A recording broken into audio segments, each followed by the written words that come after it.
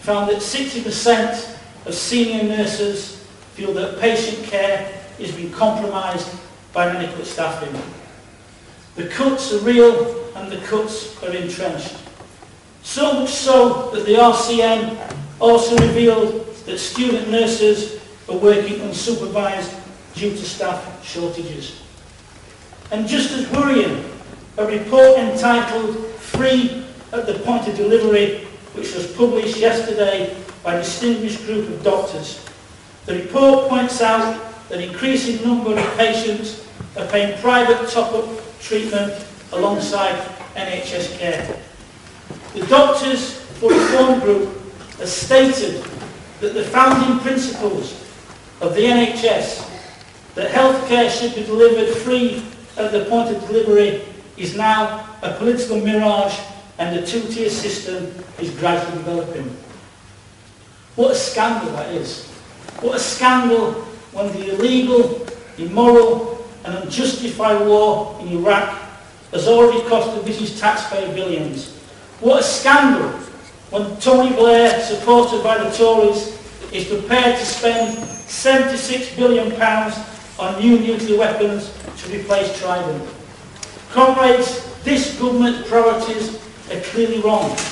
Surely this money will be better spent on our hospitals, schools and other vital public services. I'd also like to take this opportunity to remind you of the local scandal concerning our primary care trust here in Preston and the response of our MP, Mark Henry. The so-called Independent Commissioning Board has recommended that the South African multinational Netcare provides specific health services here in Preston. And to his shame, Mark Henry boycotted all public meetings and demonstrations organised by health service unions and the campaigning group Keep Our NHS Public. Mr Henry even stated publicly in the local press that he was not against the private health provision within the NHS. And yet, almost 100% of the public who voted in a recent Lancashire Evening Post survey were against privatising any part of our National Health Service. Mr Henry, I say shame on you. Shame on you, Mr Henry, for not...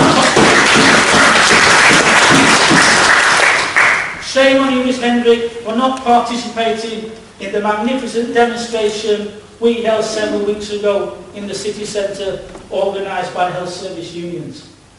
Mr Henry, as the elected Member of Parliament, should have been expressing the views of the majority of his constituents and addressing the concerns of local health workers.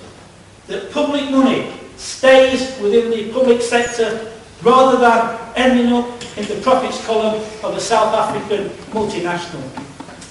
And I want you to contrast Mark Henry's behaviour to that of Michael Lavalette, Preston's most hard-working and principled councillor.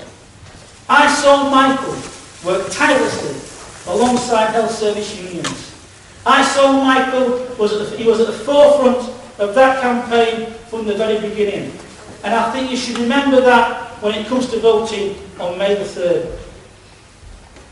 It's not, however, just privatisation and job cuts which are affecting health workers and public sector workers in general.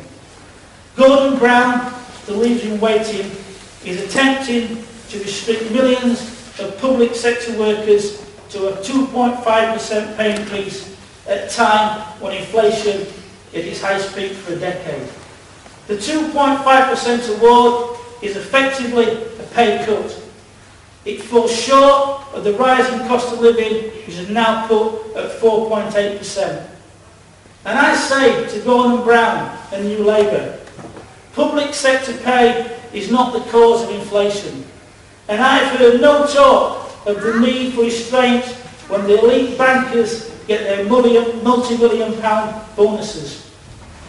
And also, according to research by the mortgage lender, the Halifax, buying a house is now out of reach for public sector workers in 7 out of 10 British towns. This problem is no longer restricted to London and the South East. This situation will get worse as the government aims to limit public sector wage increases to below the rate of inflation. The pay review body's recommendation of 2.5% is, however, seen by Gordon Brown as too generous. The government has told nurses and other clinical staff in England and Wales that the pay award will be implemented in 2 stages. And the staging of the award means that in real terms, health workers will get a paltry 1.9%. I think this, brothers and sisters, is an insult to health workers. And Gordon Brown has left us with little choice but to start gearing up for industrial action.